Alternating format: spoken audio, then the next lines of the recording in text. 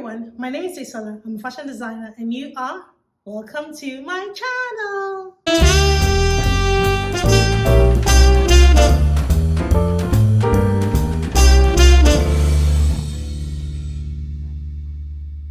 Welcome to my channel. Welcome to Daisy's Wardrobe. If you're new here, welcome. And if you're an existing subscriber, welcome. I'm so happy to have you here. And if you've seen my videos before and you haven't subscribed to my channel, please do so. And put on the notification bell so that you know when I put up a new video. I'm an African-inspired ready-to-wear fashion designer based here in Lagos, Nigeria, and I've been in business for over 10 years. So here on my channel, I talk about being a fashion designer, starting a ready-to-wear business, starting a fashion business, all things business, all things fashion, and sometimes, once in a while, I talk about my life. So here in today's video, I'll be talking about how to start a successful ready-to-wear business. I'm sure you're watching this video because you're looking into starting a ready-to-wear business, or you already started a ready-to-wear business and you're still trying to navigate your way around, or you just want to just watch because you're running a ready-to-wear business. In this video, I'll be talking about certain things to consider, certain things to know when you want to start a ready-to-wear business. Everybody wants their business to be successful. Everybody wants to have a successful business and nobody wants to have a failed business. So in this video, I'll be talking about how to properly start and navigate your way through starting a successful ready-to-wear business. So like I said, I'm an African-inspired ready-to-wear fashion designer. I make my designs and I sell my designs right here in my store, and that is what I've done for over 10 years. Nowadays, everybody wants to start a ready-to-wear business. A lot of people want to go into ready-to-wear because, ready-to-wear seems to be it at the moment. And some people think that because the business module of ready-to-wear seems very easy and straightforward, it is a business to start and be successful in. The thing is that in as much as the ready-to-wear business module looks kind of like straightforward, is not always what it seems. So in this video, I'll just talk to you about how to start a ready-to-wear business successfully. So when starting a ready-to-wear business, there are certain things that you need to, first of all, think about before you think of launching into ready-to-wear. You have to ask yourself, what kind of ready-to-wear clothing do I want to make? Because the thing is, in as much as the most popular one is women's clothing, you need to figure out what type of ready-to-wear do I want to make. Is it ready-to-wear clothes for women, men, because men do wear ready-to-wear as well. Is it men? Is it children? And what type of ready-to-wear do I want to make? You need to have that at the back of your mind, or even the forefront of your mind, before you even say you want to start a ready-to-wear business. When you have thought about what kind of ready-to-wear you want to make, nowadays social media is everything.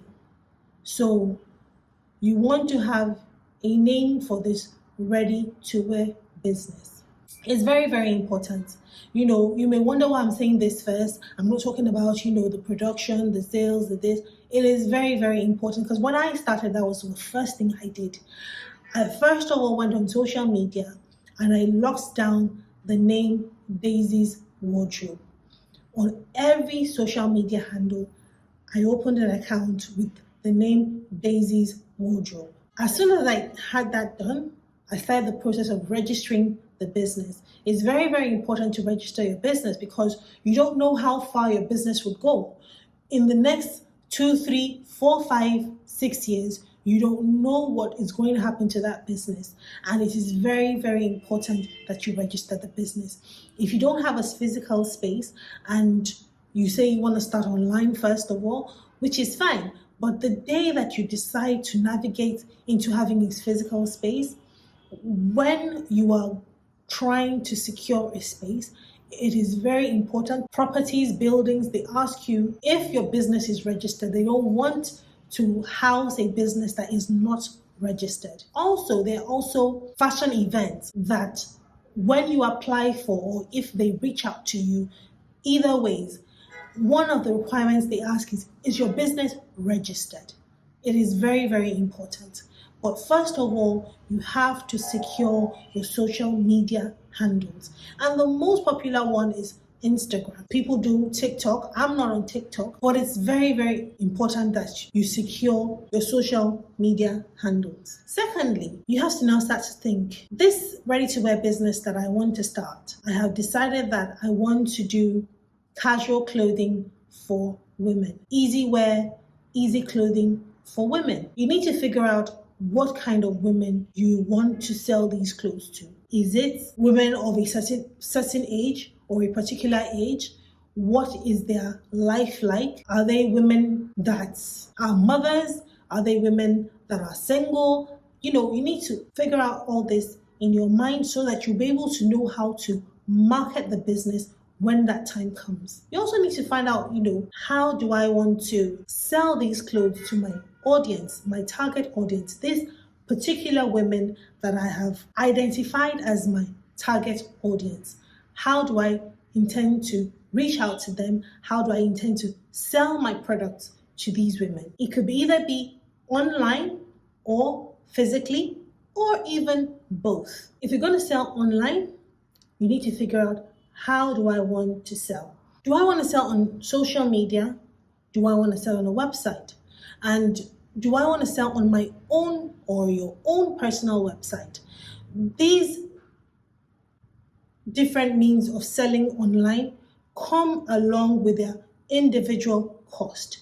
You need to find out what the cost would be. You need to find out and figure out which of them you can afford. And whichever it is that you can afford amongst them all is what you should go for. And if there's any one of them that you like or desire to sell on, but you can't necessarily afford it, there's nothing wrong in planning and saving towards it.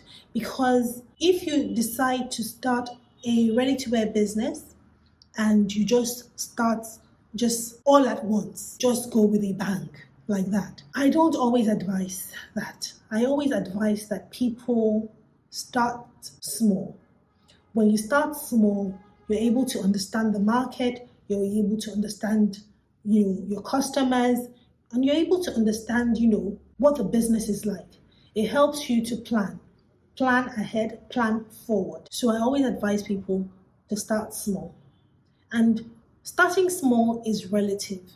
Starting small for one person is going to be different from starting small for another person. You also have to consider that as well. And if you're looking to start your ready-to-wear business in a physical space, you have to know, what kind of physical space do I want to get? And what location do I want to be in? It will not be advisable to start a brick and mortar in a remote area, in an area whereby there is not a lot of activity going on. You just find that your business is just going to be very quiet. And if you get a space and you are benefiting from maybe another business's customers. So for example, let's say there's a mall, and probably it's a big mall or a small mall, whatever it is, and the footfall there probably is fantastic or not necessarily fantastic, but there's a particular business within that premises that brings in a lot of customers. You can benefit from that business, but always remember that in the long run, you have to also build your own customer base. You have to build your customers, because what if that business moves out one day? What if something happens to that business and the business goes out of business or something happens? What happens to you? So whatever the case is, you have to be very, very strategic when you are going to start your ready-to-wear business in a physical space. Whatever the location is, you also need to find out how much it's going to cost you. Even if you don't know what the exact amount is, you can have an idea what the exact amount is. If you don't have it, you can work towards it. And if you have it, you can go ahead. But as you go ahead, you need to be very, very strategic. You need to be aware of the location that you are putting this business in. Then we move over to production. In ready-to-wear, production is very, very, very important. How do you intend to produce these garments that you want to sell for your ready-to-wear business? Do you want to have a factory of your own or a workshop of your own where you would manufacture these clothes? Or do you want to outsource? You need to figure that out. If you're going to be manufacturing within yourself, within your own premises, that is fine. Whoever is producing your garments or whoever you're outsourcing to, whatever they're making for you, production wise, things need to be very consistent in terms of output. So you don't want them to make something for you and the finishing is perfect, then maybe another batch, the finishing looks somehow, or you just have little here and there discrepancies and things like that. You don't want that. In ready to wear, something that I have observed when it comes to production is consistency.